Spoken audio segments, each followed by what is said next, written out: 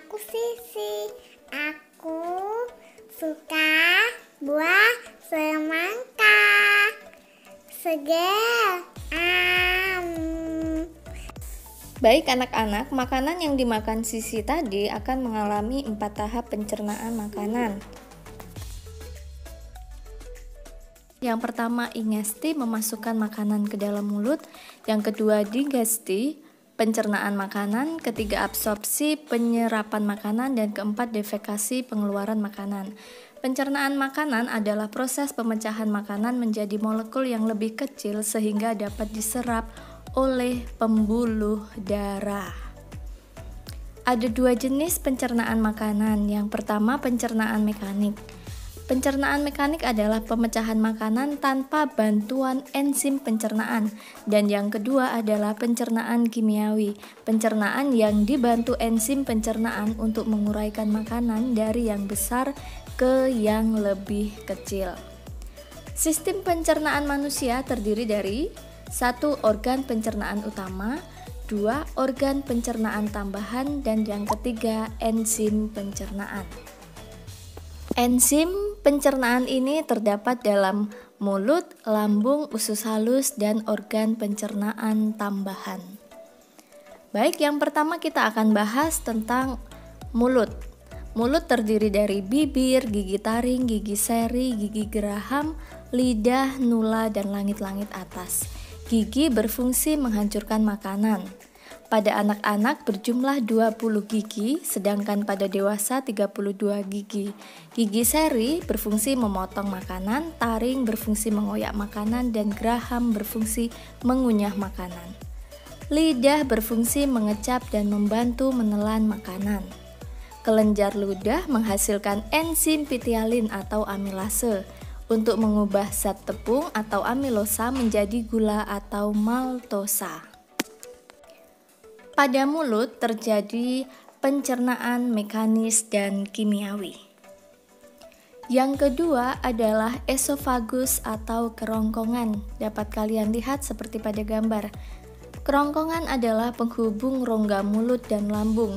Di dalamnya terdapat faring atau tekak yang memiliki kutub pernapasan atau epiglotis. 2 gerakan epiglotis, yang pertama adalah membuka ketika kita bernafas dan menutup ketika kita menelan makanan.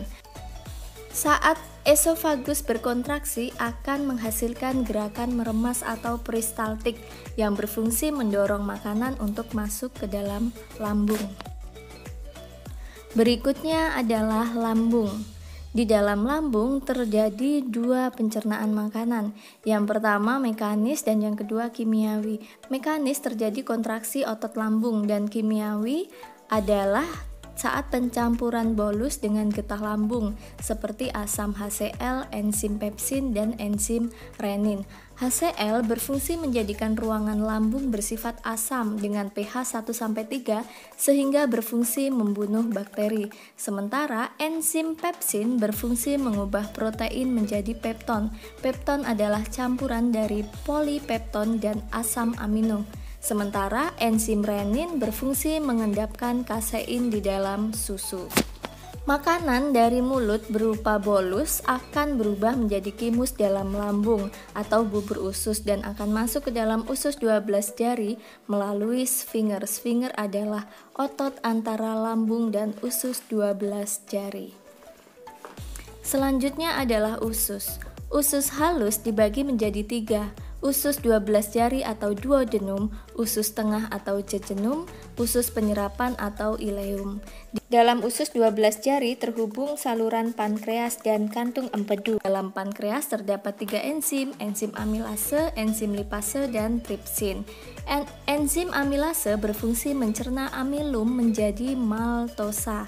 Enzim lipase berfungsi mencerna lemak menjadi asam lemak dan gliserol, sementara enzim tripsin berfungsi mencerna protein menjadi polipeptida. Kantung empedu menghasilkan cairan empedu yang berfungsi mengemulsi lemak menjadi lemak yang larut di dalam air, dan di dalam usus terjadi pencernaan kimiawi.